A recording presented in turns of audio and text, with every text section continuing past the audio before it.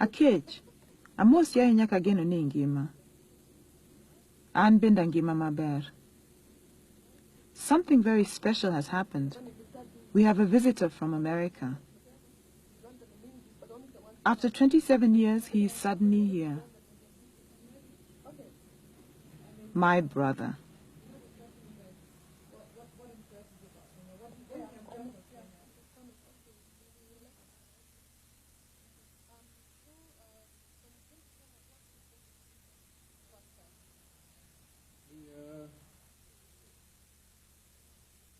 My father was Kenyan, right? And he was a Luo. And the story that was told when I was young was of this brilliant young African who had come to America to learn the white man's magic and then bring it back to Kenya to develop the country. And he had arrived in Hawaii in 1961, or maybe a little bit earlier in 1958. It was right before Kenyan independence, and I think he was part of that first generation of young Africans who went west with all kinds of promise, and that's where he met my mother, and they got married. And then he left when I was about 2. And over the years we'd write occasionally, and I finally got a chance to meet him when I was like 10. He was a very impressive figure, a little frightening because he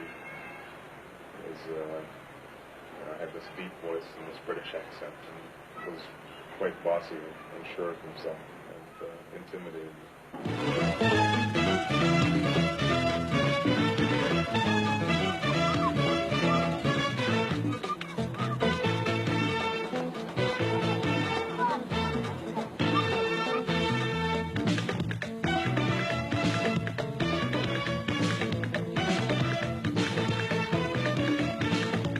Learn a lot about the beauty of black people just being around a lot of black people, feeling as if they're all around you, and that in some sense you belong.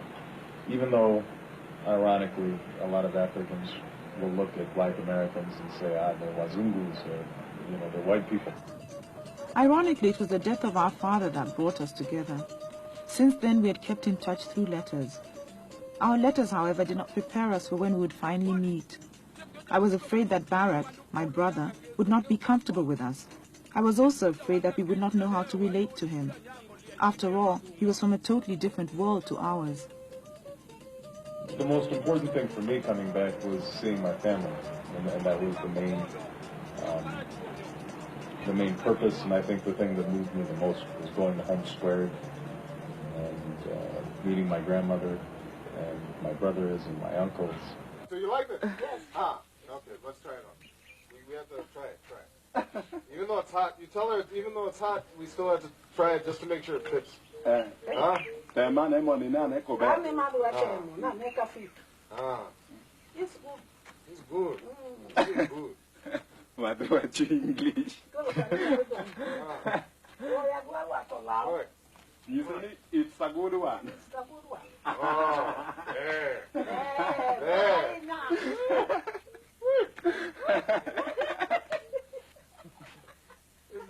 Huh? It's good. Look, tell her it's good. What's happening? Are you okay? I'm doing fine. I'm going to get a smoke. My brother does not speak Luo, our mother tongue. We're forced to talk in English. A white among blacks, the family jokes. Through discussion, Barak is able to learn about the traditions of his forefathers. Unfortunately, a lot of the explanations for the ways of the Luo are not known anymore. The answers to his questions are often vague and unsatisfactory. Why is it that Obongo had to build a hut down in that direction, down there? Why did we have to move out of the house? What did this mean? What did it mean? Move out of this compound. Right. Yeah. Yeah. What did it mean? Traditionally, somebody like Obongo, he can't build in the grandfather's compound. He's not allowed. He's not allowed. So if he wants to build, he has to build outside the compound. I can't live and make my own home out or outside the compound. Right. Before Ma does that one, because we inherited it from our four-grandfathers, and it's traditionally or stereotype like that. You just can't do it because they say that if you just do it, If he comes back, he doesn't step into my compound. Do people feel like they've lost something when, you know, you said it's just a tradition, nobody knows why. I mean, how does that make you feel?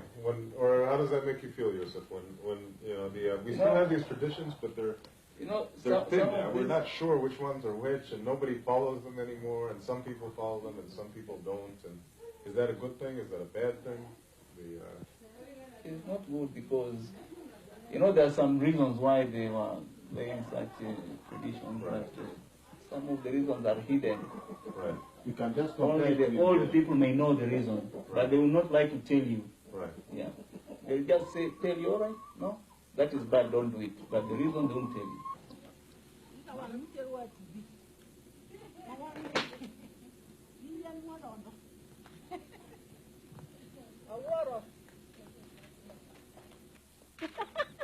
I watch the goings-on with mixed feelings.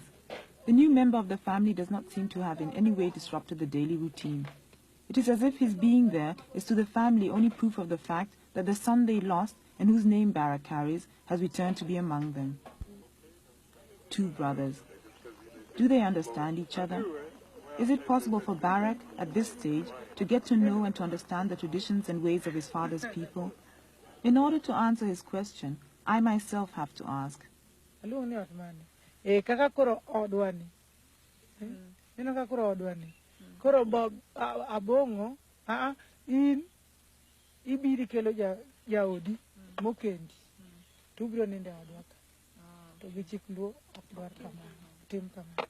Mane omiye shock, oido shock na ene tu. Oido buok. You know, I was too young to really organize a trip here myself. Didn't have the money and didn't have the time, and was probably, you know, somewhat frightened of what I might find here, because, you know, I think when you're young, you always want to fit in, and the idea of Africa, although my image of Africa was always positive, mainly because of my father, that I didn't really I didn't internalize a lot of the negative images of Africa, because the people always would say how smart he was and how distinguished he was. And everybody was always impressed with him and had all these stories about him. It was still very foreign. It was something I didn't know.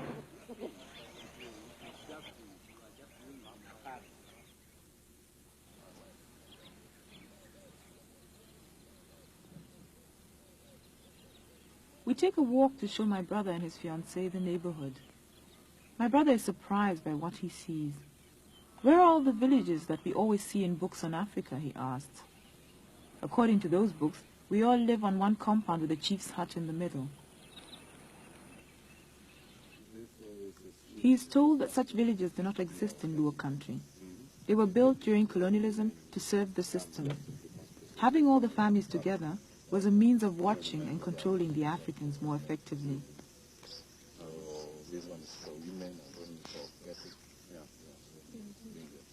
Normally, only one family lives on a compound. Between the compounds, there are acres of farmland.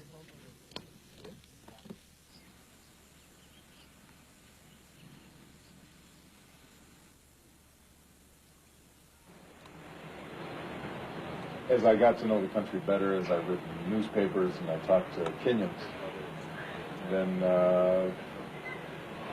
those initial, very personal impressions start blending in with political impressions about the country. And everybody's out of school. We meet a student who has been sent home from the university. The students demonstrated because of the introduction of tuition fees. The police came and started shooting at them. All universities in the country have been closed till further notice. So what will happen if your parents have signed, they're saying they're going to pay, but then they don't have the money? What will happen? Well, if you don't pay, you don't live in the university, you don't go for tuition. So You can't attend class. yeah, it's as good as missing your place. I see. Yeah. So basically, it looks like right now what's happening is this is a way that the government is going to reduce the number of university students. Kinda. Because the students who can't afford to pay at this point, they won't be able to go.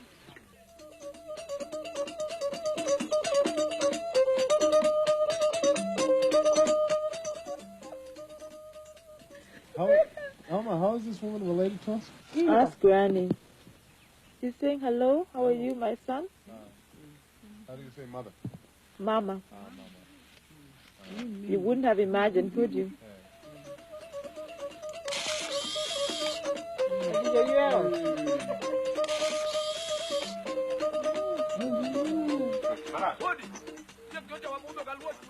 Our visit finally comes to an end, but the journey continues. My brother wants to discover the rest of his father's country. We take leave of the family. Seeing my father's grave and my grandfather's grave, and feeling accepted by them and embracing them was important for me and sort of filled a hole that I had felt for a long time.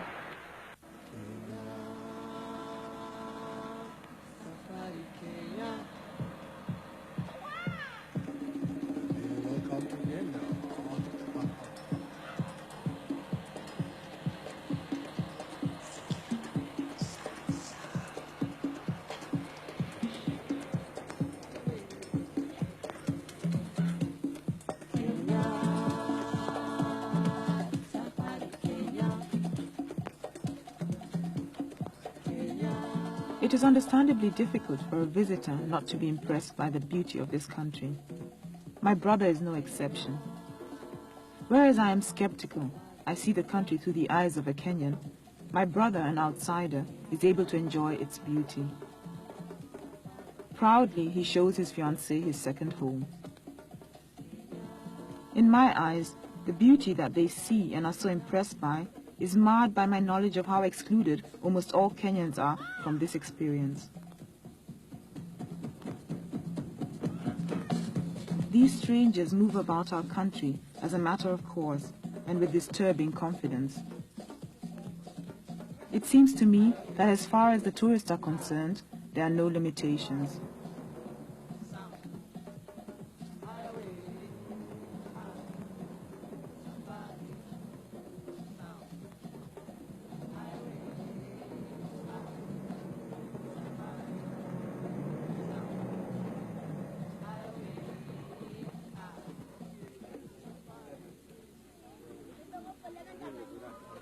I observe my people being exhibited,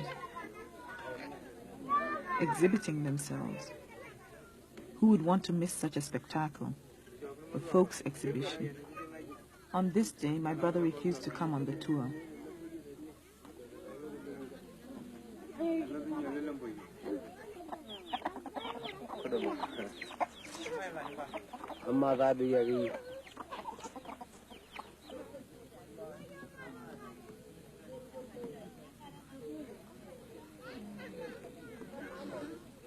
Yes, that's also.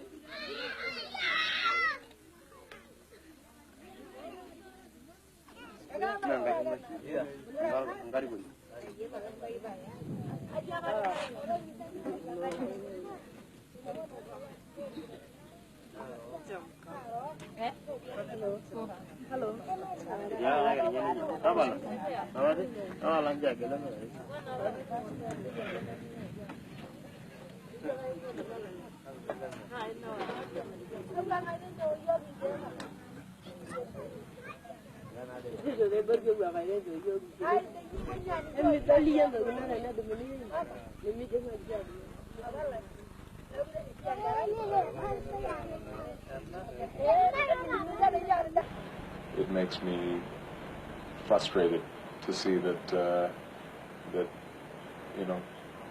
blacks in Kenya don't have more confidence in the possibility of shaping their own fate and their own destiny.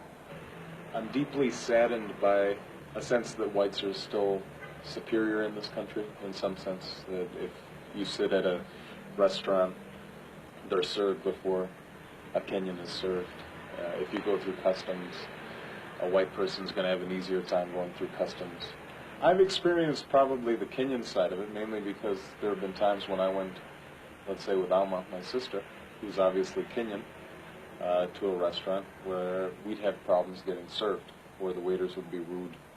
You know, if you look around at Kenya, when I look around at Kenya right now, you get a sense that although on the surface things are relatively tranquil, right beneath the surface, things could explode at any point. Because you have all these young people, not just now coming from the countryside, but just simply from population growth, who are going to school, have high expectations, but the engine for growth that's going to be able to employ these young people may not be there. And that's a dangerous situation when you have rising expectations and young, bright people who are frustrated in their ambitions. And you see a lot of that taking place in Kenya. And you would think that that would be more of a source of concern for the government, and that they might change policies as a consequence of that. But so far that doesn't seem to be taking place. Due to a puncture on my old car, I am able to show my brother that Kenyans are in fact trying to shape their own destiny, despite all odds. I take him to a Jua Kali garage. Jua Kali means hot sun in Kiswahili. The garage is so named because the mechanics work outside in the hot sun. They do not have enough money to hire premises and have no support from the government or any foreign organization. They invent simple and inexpensive techniques of doing otherwise complicated jobs that would normally require expensive equipment. Normally, such garages are situated in the poorest areas of town, areas that are neglected by the state. Only the smartest can survive. There is the constant threat of being evacuated by the police. Simon, the Jua Kali of this garage, for that is what the mechanics are called, works many hours. His garage is specialized in VWs, and you see them parked, as on a conveyor belt, one after the other on the street. The mechanics work on several cars at the same time. Simon's 4 sons also work in the garage. There is more than enough to do.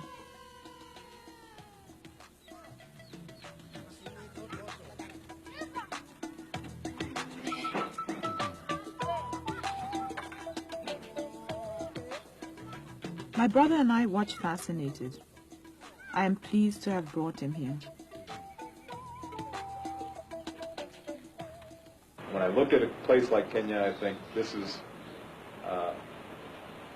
a land of great promise, and that the potential to strong black country is here.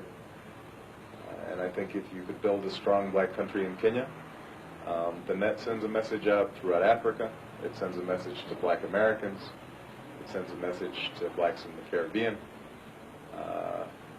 It sends a message that we can build. And so I have a lot at stake in this.